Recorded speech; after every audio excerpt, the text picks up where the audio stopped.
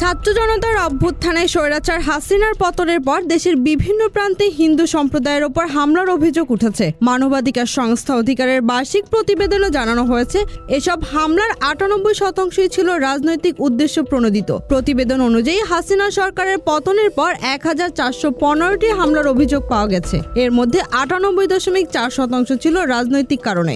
সাম্প্রদায়িক কারণে হামলার সংখ্যা ছিল মাত্র ১.৫৯%।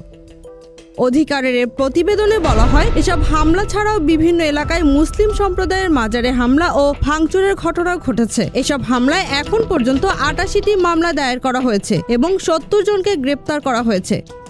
প্রতিবেদনে আরও বলা হয়, গত বছর বাংলাদেশের রাজনৈতিক পরিস্থিতি ব্যাপক পরিবর্তন ঘটেছিল। শিক্ষার্থীদের কোটা আন্দোলন শুরুর পর ছাত্র জনতার অভ্যুত্থানে শেখ হাসিনা সরকারের পতন হয় এবং তিনি ভারতে পালিয়ে যেতে বাধ্য হন। হাসিনা সরকার গণ অভ্যুত্থান দমনে জনগণের উপর ব্যাপক সহিংসতা চালায়, যাদের মধ্যে অনেক ছাত্র, শ্রমিক এবং সাধারণ মানুষ গুলিবিদ্ধ হয়ে মারা যান।